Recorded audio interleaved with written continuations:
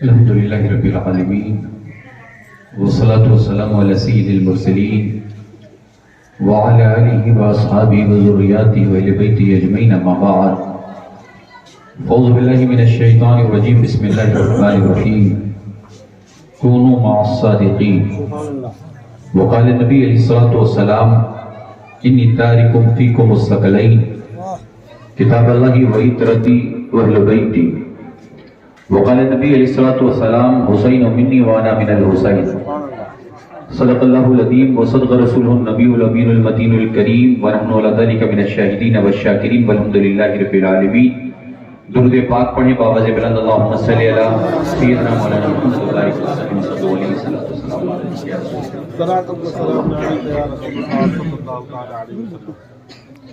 ماشاءاللہ عزیزان ملت اسلامیہ، بھی آپ نے مجھ سے بیشتر مفتی صاحب قبلہ کا بہترین خطاب سماعت فرما لیا ہے، اور اس سے بہتر اور اس سے بیشتر ہمارے عزیز القدر علی جناب بلال صاحب قبلہ کا بھی خطاب آپ نے سن لیا ہے۔ نعت و منقبت کا ایک حسین دور چل چکا ہے اور ٹھنڈک کا بھی احساس آپ کے چہروں سے ظاہر ہو رہا ہے، مگر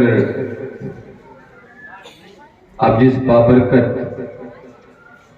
گنبد نور کے سائے میں بیٹھے ہیں، یہ وہ لوگ ہیں کہ جن کے آستانوں سے صرف ماننے والے فیضیاب نہیں ہوتے، صرف ان کے مسلک ان کے مشرب سے جڑے لوگ فیضیاب نہیں ہوتے، صرف وہی لوگ فیض نہیں پاتے جو ان کے مزاج کے مطابق زندگی گزارتے ہوں یا ان کے ہم مشرب ہوں، ان کے ہم دین ہوں۔ نہیں عزیزان ملت اسلامیہ، آپ محسوس کریں اللہ والوں کا مقام ہے کیا، ان کی شان ہے کیا۔ بڑی ذمہ داری کے ساتھ، اس لیے کہ میں اس آستانے اور اس گنبد نور پر کھڑا ہو کر خطاب کر رہا ہوں۔ میرا عقیدہ یہ ہے کہ صاحب آستانہ بھی ہماری باتوں کو سن رہے ہیں الحمدللہ۔ ذرا توجہ فرمائیں، اس لیے کہ اگر آپ یہ احساس دلائیں گے کہ آپ کو کچھ سننا ہے تبھی ہم کچھ کہہ پائیں گے آپ کے درمیان، اس لیے کہ ٹھنڈک کا احساس صرف آپ کو نہیں، ہم بھی انسان ہیں، ہمیں بھی ٹھنڈک کا احساس ہوتا ہے۔ عزیزان ملت اسلامیہ، ذرا محسوس کریں اسلام ہے کیا، اور مذہب اسلام ہم اپنی مرضی کے حساب سے اسلام کو سمجھنا چاہتے ہیں، اپنی مرضی کے مطابق اسلام پر چلنا چاہتے ہیں، اپنی آسانیوں کے مطابق زندگی گزارنا چاہتے ہیں، مگر ذرا حضور نبی پاک صلی اللہ علیہ وسلم کی سیرت طیبہ دیکھیں، حضور کا کردار دیکھیں، نبی پاک صلی اللہ علیہ وسلم کا اسوہ حسنہ اپنی نگاہوں کے سامنے رکھیں۔ اللہ کی عزت کی قسم آپ چلیں گے تو دنیا آپ کے لیے راستہ بناتی ہوئی نظر آئے گی، مگر ضرورت اس بات کی ہے کہ ہم حضور کو اپنا بنا لیں، حضور کو آئیڈیل بنا لیں، حضور کو نمونہ بنا لیں۔ ذرا توجہ کے ساتھ میری بات کی طرف آپ اپنے دل و دماغ کو متوجہ کریں۔ عزیزان ملت اسلامیہ، میں یہ عرض کر رہا تھا، آپ کو یہ سمجھانا چاہ رہا تھا، بڑی دور دور سے آپ اس آستانے پر تشریف لائے، یہاں آنے والے صرف مسلمان نہیں ہیں، یہی میں سمجھانا چاہتا ہوں۔ یہاں آنے والے صرف اہل سنت والجماعت کے لوگ نہیں ہیں، یہاں آنے والے صرف اولیاء سے محبت کرنے والے لوگ نہیں ہیں، یہاں مسلمان بھی آیا ہے، غیر مسلم بھی آیا ہے، یہاں اپنے بھی آئے ہیں، بیگانے بھی آئے ہیں۔ قبلہ کیا وجہ ہے؟ اللہ کی صفت ہے رحمان، اللہ رحیم اور رحمان بھی ہے۔ توجہ ہے؟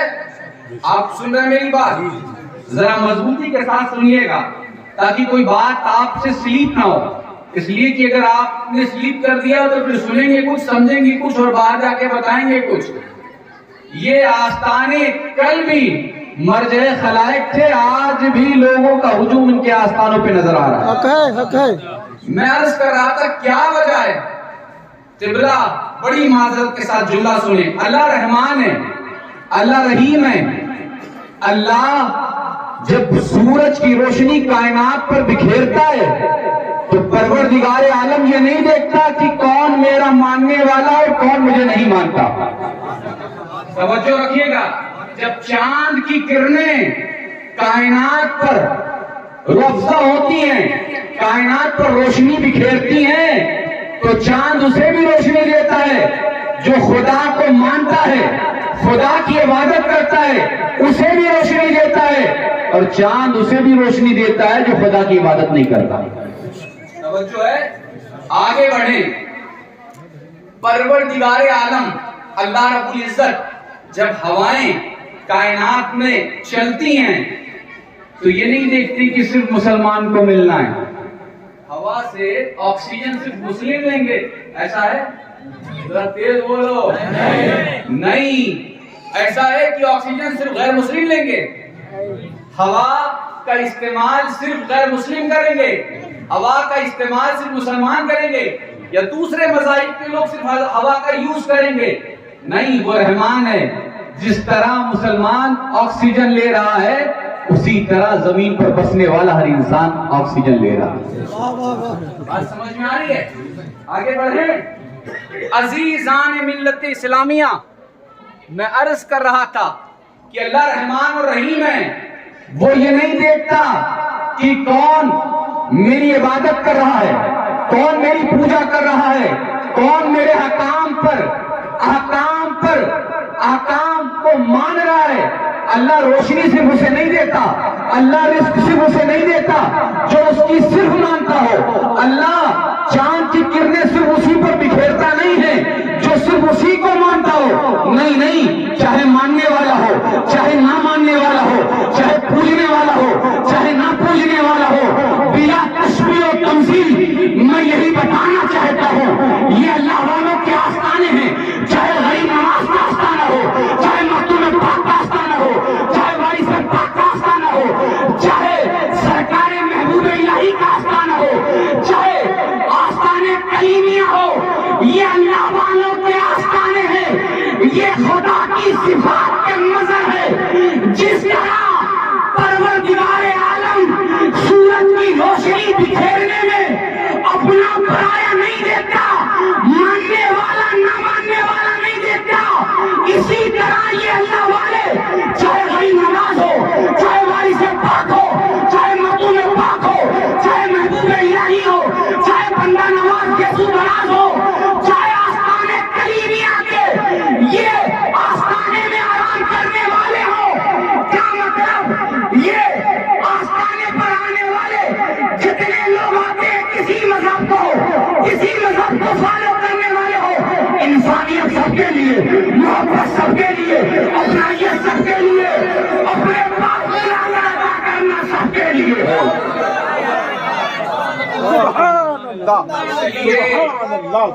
یہ خدا کی صفت رحمانیہ کے مظہر ہے۔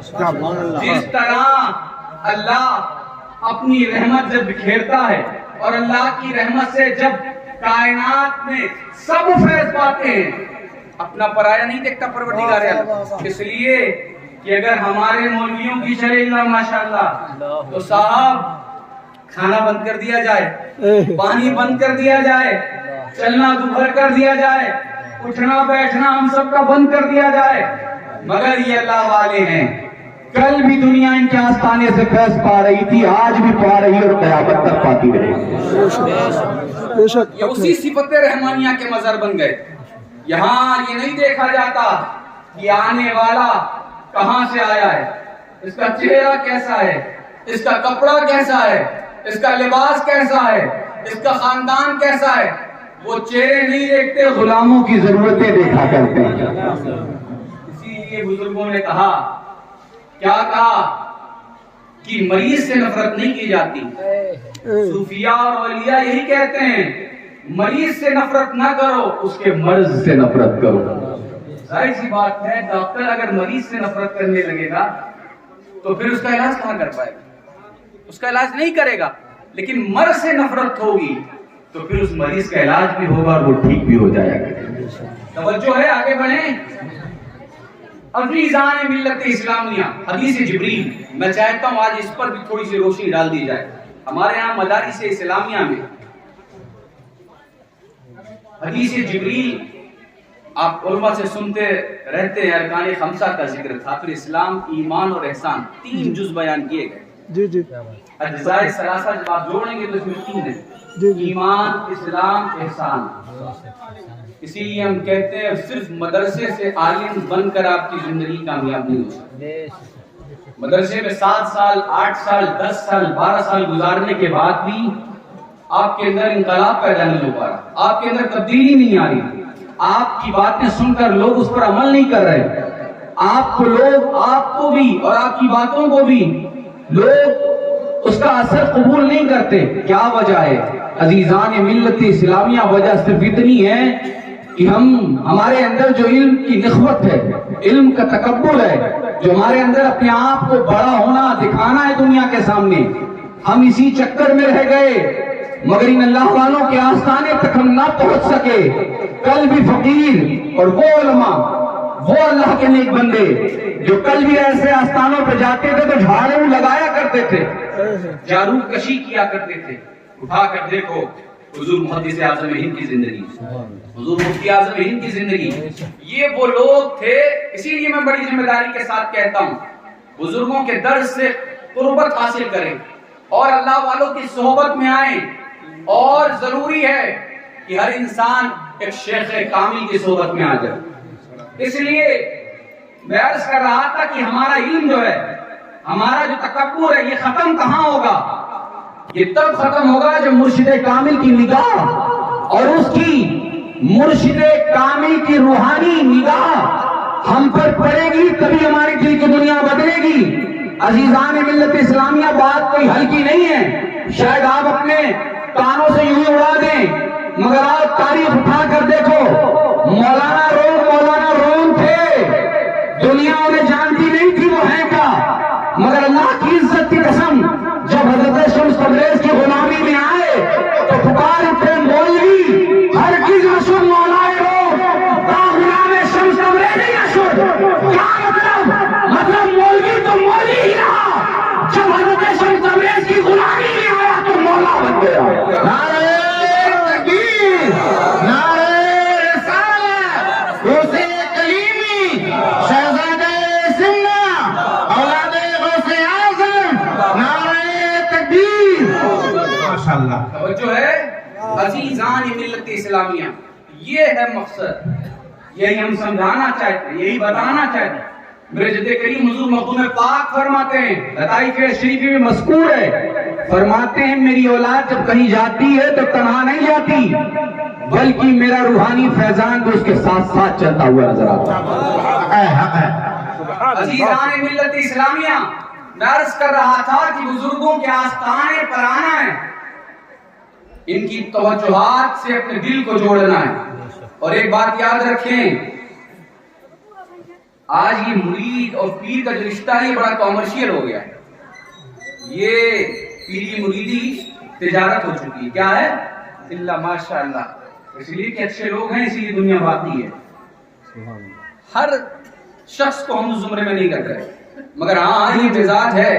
آج یہ تجارت بس ہاتھ لیا اور اب تو بسا اوقات موقع بھی نہیں مل پاتا ہاتھ رکھنے کا یا ہاتھ ملا کر ہاتھ میں ہاتھ دے کر مرید ہونے کا. لیکن اس کا یہ مطلب نہیں کہ آپ کو روحانی فیضان نہیں ملے گا. صحیح معنوں میں آپ ارادہ دل سے بنائیں, آپ دنیا کے کسی کونے میں رہیں گے, پیر اگر پیر کامل ہے تو روحانی فیضان ضرور پہنچتا ہوا نظر آئے گا. حق ہے. وہ ارادہ, وہ تڑپ, وہ بے چینی, وہ جستجو, وہ آرزو, وہ خواہش تو دل کے اندر ہو. آج ایک فارمیلٹی ہے, آج ایک فارمیلٹی ہے, ایک بس یوں دکھانے کے لیے کہ ہم فلاں صاحب کے مرید ہیں, فلاں ہمارا پیر ہے, فلاں سے ہم بیعت ہیں. مگر شاید آپ نے اس رشتے محبت کو سمجھا نہیں کہ کتنا پاکیزہ رشتہ ہے. غریب نواز سلطان الہند دنیا جنہیں کہتی ہے, مخدوم پاک دنیا جنہیں کہتی ہے, غوث پاک دنیا جنہیں کہتی ہے, साबिर पाक दुनिया जिन्हें कहती है, वारिस पाक दुनिया जिन्हें कहती है, दातागंज बख्श हजवेरी दुनिया जिन्हें कहती है। मैं बड़ी जिम्मेदारी के साथ एक जुमला कहना चाहता हूं। अजीजान मिल्लत इस्लामिया, मेरे इस जुमले को जाया न करिएगा। हर मौलवी मदरसे में पढ़ने वाला वली नहीं बन सकता। तवज्जो से मेरा जुमला सुनिए, हर मौलवी वली नहीं बन सकता, मगर हाँ खुदा की इज्जत की कसम हर वली आलिम दीन जरूर होता है। हर मौलवी वली नहीं होता, मगर हर वली आलिम दीन होता है। इस्लाम मिल्लत इस्लामिया क्या मतलब, क्या वजह है? लोग कहते हैं मदरसे में हर साल लोग फारिग हो रहे हैं हजारों की तादाद में, दसियों हजार। ऐसा नहीं है कि आज सिर्फ उलमा ही की क्लास लेनी है। मैं भी तालिब इल्म हूँ, मुझे अपनी हकीकत पता है, मगर हाँ इतना जरूर जानता हूँ, मनानम की मंदानम, मेरी हैसियत क्या है मुझे पता है, मैं कुछ भी नहीं हूँ, मगर हाँ इन्हीं अल्लाह वालों के दर पर पढ़ने वाली खाक से निस्बत है, और ये इन्हीं अल्लाह वालों का फैजान है कि फकीर आपके दरमियान खड़ा होकर कुछ बोल रहा है। मेरी अपनी कोई हैसियत नहीं, मेरा अपना कोई इल्मी एक यूं समझे कि मैं अपने आप को कि कसर इल्म नहीं समझता। मैं समझता हूं मेरे पास जो कुछ है इन्हीं बुजुर्गों का फैजान। जब ये इरादा, ये नियत आपकी होगी तो इंशाअल्लाह आप कामयाब। अजीजान मिल्लत इस्लामिया, सरकार मखदूम पाक, मैं एक बात अर्ज कर दूं। आजकल एक मिजाज विलायत का भी हमने बदल दिया है। पहले ये होता था, लोग समझते थे और यही सही था, वली वही होता है जो कुरान और सुन्नत के मुताबिक जिंदगी गुजारता है। यही तारीफ है, मुख्तसर बता रहा हूं। आज मिजाज ये है कि जो लोग शरीयत और तरीकत का एक जीना भी नहीं चल पा रहे, एक स्टेप भी नहीं आगे बढ़ पा रहे, जिन्हें गुस्ल के फराइज का इल्म नहीं है, वजू के वाजिबात का पता नहीं है, वो दावा करते हैं विलायत का साहब, पूरी रात गांजा पी रहे हैं, चरस पी रहे हैं, और साहब उनके चाहने मानने वाले ऐलान करते हैं कि हमारे बाबा साहब तो पहुंचे हुए हैं। कहां पहुंचे हुए हैं ये तो मरने के बाद हमें और आपको सबको पता चलेगा। हमारी अपनी हैसियत क्या है, हम कहां तक पहुंच चुके हैं। याद रखें, एक बड़ा कीमती जुमला आपके दरमियान अर्ज कर रहा हूं मोहब्बतों के साथ। बंदे के अंदर सारी खूबियां हो, नमाजी हो, हाजी हो, ज़कात देने वाला हो, फराइज की अदायगी हो, वाजिबात की तकमील हो, सुन्नत पे हमेशगी हो, क़ाल अल्लाह व क़ाल रसूल की जबान पर सदाएं हो, माँ बाप के साथ हुस्न सुलूक करता हो, दुनिया की सारी खूबियों का हामिल हो, मगर सिर्फ एक कमी हो, नबी पाक सल्लल्लाहु अलैहि वसल्लम और उनकी औलाद से मोहब्बत न करता हो। अल्लाह की इज्जत की कसम, विलायत तो दूर की बात है, उसका ईमान मुकम्मल नहीं हो सकता।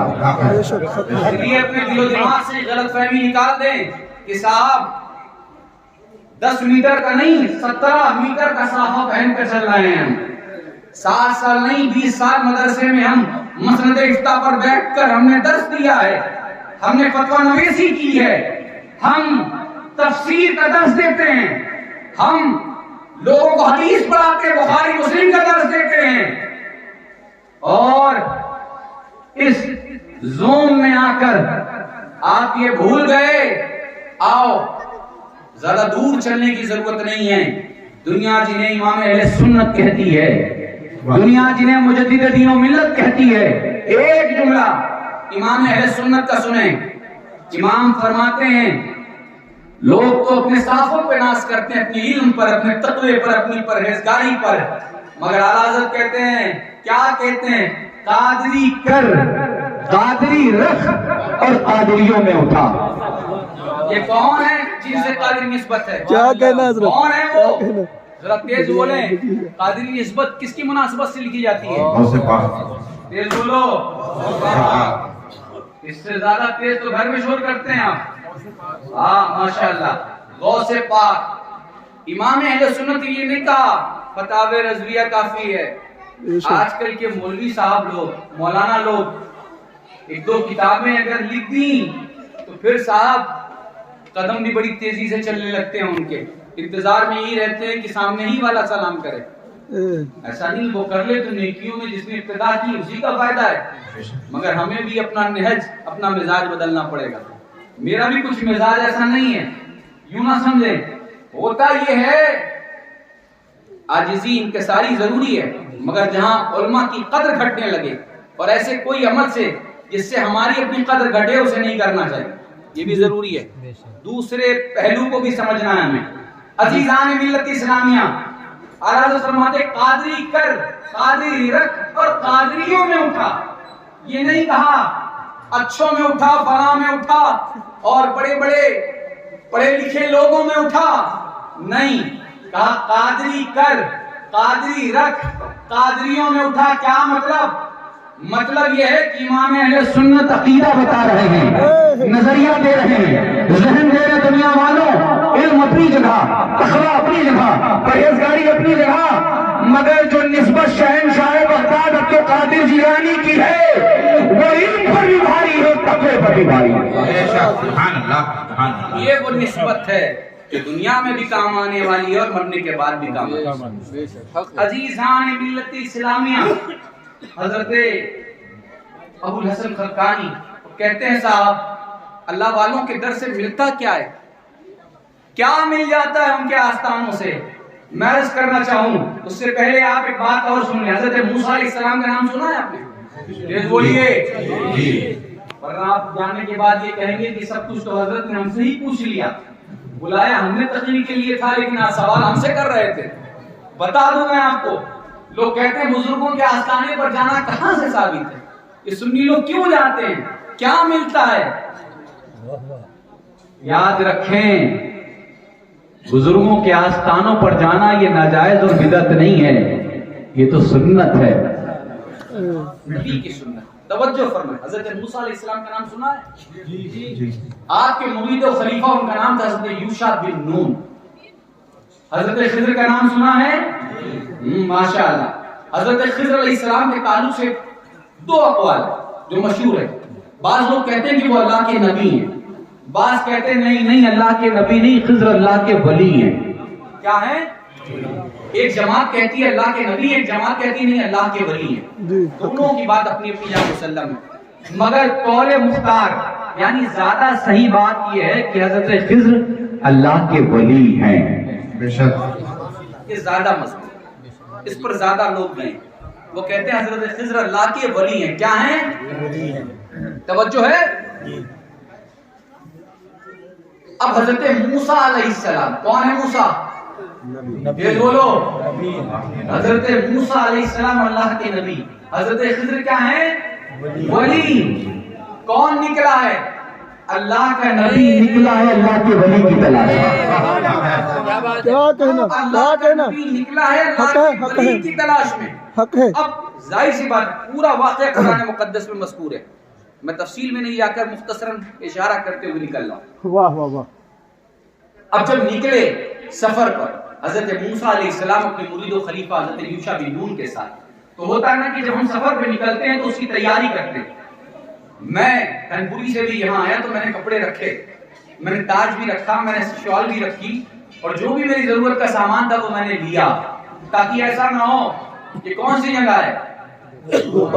بولو گوپالو والوں کو پریشان ہونا پڑے. میں نے اپنی پوری تیاری خود کر لی اور باقی جو انتظام انہیں کرنے تھے وہ انہوں نے کر لیے. اب حضرت موسیٰ علیہ السلام جب نکلے اپنے مرید و خلیفہ یوشع بن نون کے ساتھ، تو آپ نے بھی زیادہ راہ سفر راہ کی تیاری کی. تو آپ کے مرید و خلیفہ یوشع بن نون آپ نے حکم دیا، وہ مچھلی لائے اور راستے میں کھانا کھانے کے لیے ایک برتن میں مچھلی رکھی گئی. مچھلی لائی گئی، کاٹی گئی، پکائی گئی، پھر برتن میں رکھ کر اسے سفر میں ساتھ لے کر نکلے. اب چلتے رہے ایک مقام آیا جہاں آپ ٹھہرے، اور ٹھہرنے کے بعد وہاں کچھ دیر آرام کی، اور جب آرام کیا پھر اٹھے، پھر آگے بڑھ گئے. اب جب آگے بڑھے تو جس مقام پر آپ ٹھہرے تھے اچانک اسی مقام، بات تھوڑا چپ کرو. ارے بھائی یہ کون پیچھے بات کر رہی؟ Let's